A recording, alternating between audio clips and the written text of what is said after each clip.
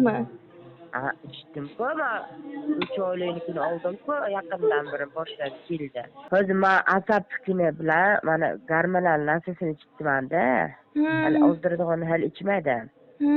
Lekin mana asabimniki yaxshi ekan. Qaysi Sebametni qaysi mahsulot opa, menga aytingchi? Men oq idish bilan qora idishli olganman. Tillaring qopqoqlimi opa? Ha, tillari. Juda ham yaxshi, tillaring qopqoqli bo'ladigan bo'lsa. Lekin asablar yaxshi, mana buyugimni jimirlashlari qoldi. Juda ham yaxshi. Jimirlashlar ham qolibdi. Xudoga shukr, rahmat. Yaxshi bo'lsin Allohim opajon. Juda ham yaxshi.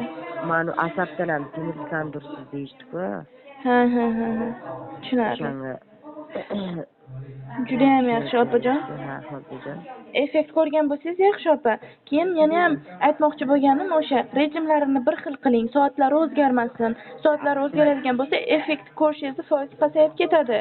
Agar vaqtida iste'mol qiladigan bo'lsangiz, bundan ham yaxshi natijalarga erishasiz opa inshaalloh.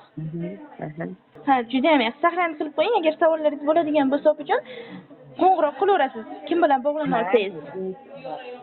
Rahmat. Arzimaydi opajon. Kasal bo'lmang. Mayli. Xo'p. Yana ham yaxshi natijalarga